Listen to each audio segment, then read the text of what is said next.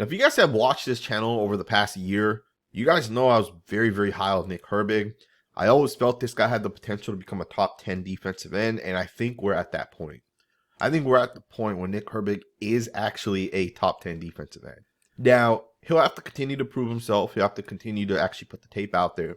But with the Alex Highsmith injury, Nick Herbig actually got a real opportunity to play this season. And although in the first 3 weeks he wasn't a full-time starter, over the past 2 weeks, he has become a full-time starter. And we're starting to see that explosive movement, that explosive ability, the pass rush technique this guy plays with. And we're starting to see this guy actually beat these offensive linemen. The way you see on this one, he's going to get his hands right into Tyler Guyton here. He's going to push him upfield. Left hand, right arm comes over the top.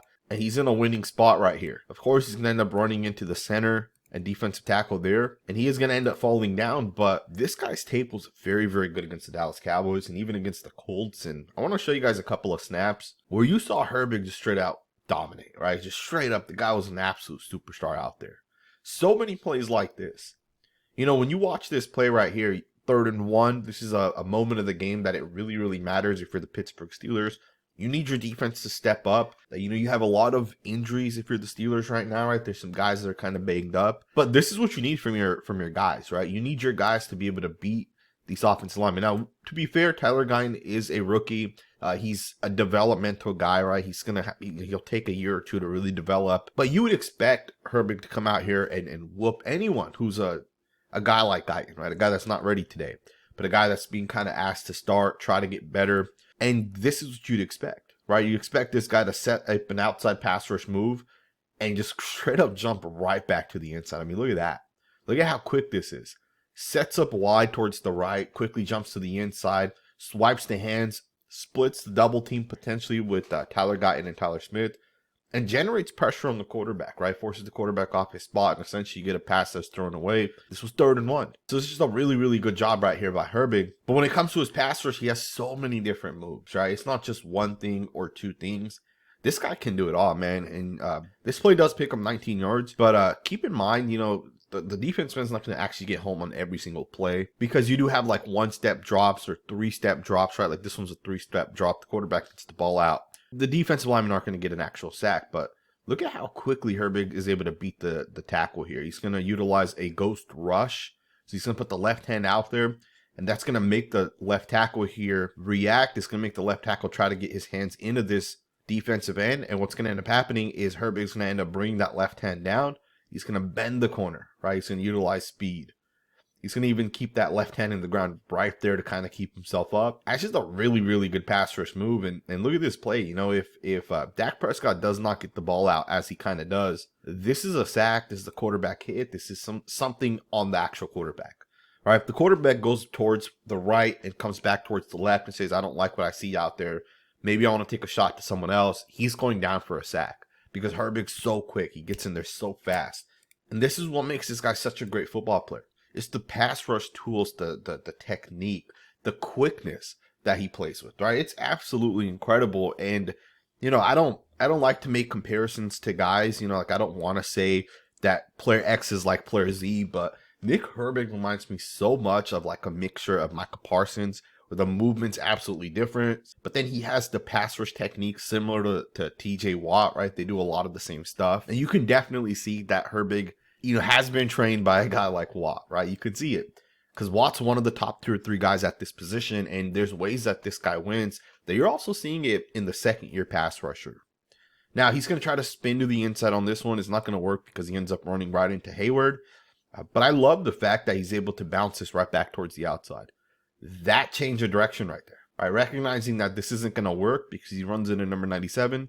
He kind of tosses number 97 there a little bit. Probably isn't going to like that in the film room. Not a big deal, though. He ends up being able to get back towards the right here. And then between him and TJ Watt, you get to the quarterback, you knock the football out. And you force a turnover. This right here is part of what keeps the Pittsburgh Steelers in football games. Right, if the offense struggles, and we know the Pittsburgh Steelers have had so many injuries on the offensive line. They've had some weapons on the offensive side also kind of get hurt, you know, come in and out.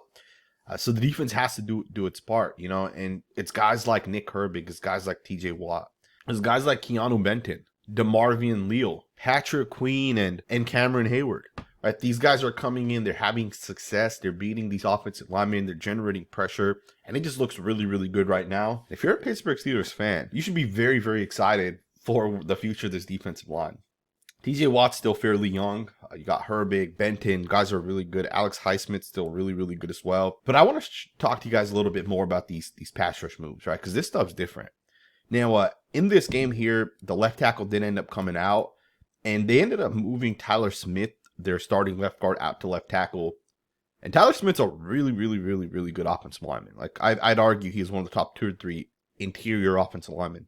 And he's played a lot of left tackle, right? His first year in the NFL, he mostly played left tackle when Tyron Smith ended up getting hurt.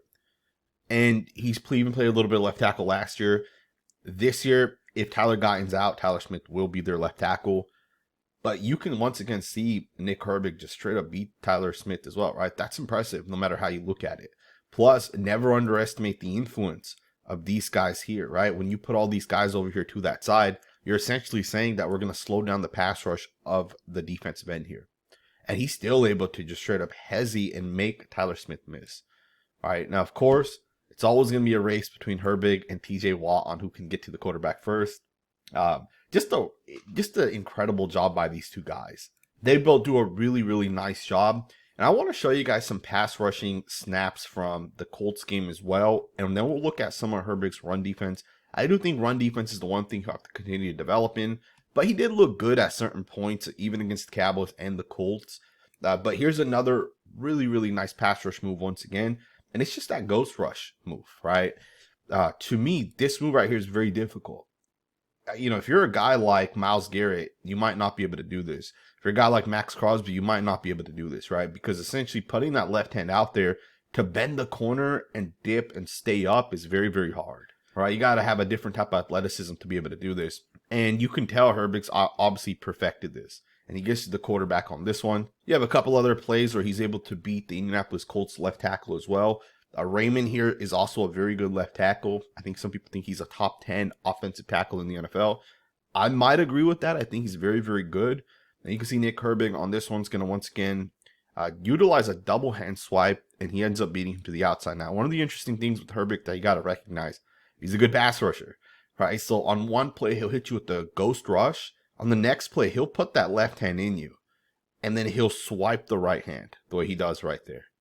All right, so that's a good job to be able to beat him. Now, again, not every single play is going to lead to an actual sack because of the fact that there's 1-step drops, there's 3-step drops, and there's a reason why guys are playing 900 snaps in the NFL to only end up with like 10, 11 sacks, right? It's a very, very hard thing to do. You got another one, really, really nice shot once again, just showing off that power. It's another part of his game that he'll have to continue to develop. It's really just hitting guys with the bull rush move. Right, just getting right into guys, pushing them back. That's a pretty good job right there. He's able to get to the quarterback on that one. Now I want to wrap this video up, and I want to look at some of the run defense that this guy has kind of put out there. Now, he played about 45 snaps per game over the last 2 weeks. And of those 45 snaps, he's played about 17 snaps against the run. So it's not that many snaps against the run.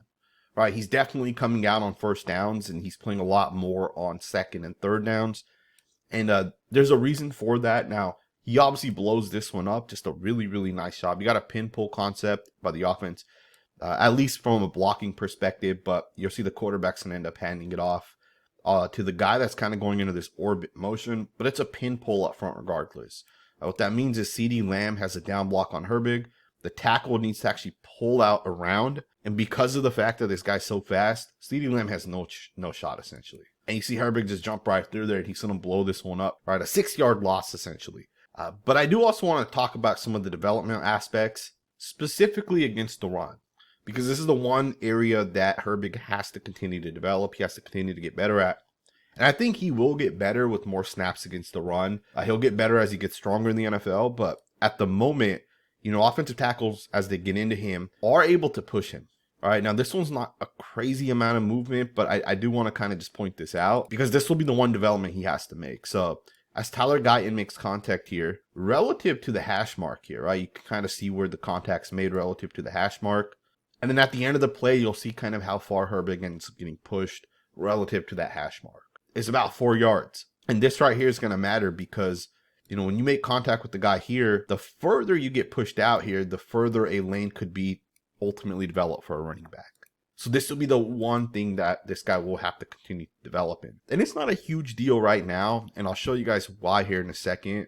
But one of the other things you'll see Herbig do a lot is he'll jump up field, and teams will kind of run underneath that. It's not great, right? You don't essentially want this guy to jump up field in this way, right? You want him to be able to set the edge, because essentially what ends up happening is, because when this guy rushes up field the way he does, well, from this point, look at all the lane that this running back could potentially have here, right? Now, on this one here, you're going to see the running back's not going to end up going towards the right, because number 41 is going to jump that gap. But then he's going to hit the inside gap, and you're going to pick up 7 yards on this one, right? So it's just little things that this guy has to develop, and I think he will continue to develop it, right? He'll continue to get better in it. He does do some things that I really, really like, right? So again, just the criticism. But one of the ways he does make plays against the run, and I can appreciate this a lot, is he tries to utilize his quickness, and I think the Steelers do a good job as well allowing that to kind of happen. So on this one, you're going to call a run stunt, which essentially means that the defensive end's going to go to the inside, and the linebacker is going to scrape over the top. So because Herbig is not a edge setter, right? He's not a guy that's going to take on power. What you're going to do is you're going to utilize a run stunt between him and the linebacker here. Herbig's going to jump to the inside. Number 41 has to then get out there and set the edge. Now, this play just didn't work. Now, this play might not have worked perfectly because the running back bounces it to the outside. But look at Herbig jump to the inside. He has great leverage at this point. If 41's able to get out there a little bit faster, a little bit further upfield, you're stopping this play right here for maybe a loss of a yard, right? So what the Steelers are going to do is they're going to utilize this guy's quickness. They're going to have him chase things down backside by essentially just using that athleticism. You'll see on this one here, he's going to chase this backside, and he doesn't make the play, but he's right there, right? If the running back cuts this towards the running back's left here, right, or towards your right, well, then you got the defensive end right there to essentially make the play. So again, he uses that quickness, and I think as a defensive end, you can definitely do that in the NFL. Overall, I really like where Nick Herbig is right now. He's an elite pass rusher. You can make the argument he's a top 5 pass rusher already. Run defense, you'll have to continue to develop it. It might take him a year or two to really get to that point where he's an elite run defender as well, but it's going to happen. He's just too good, right? You can see the tape. He's just too good. He puts too many good things out there on tape. And I hope you guys enjoyed this video, and if you did, consider subscribing, and I will see you guys next time with another video.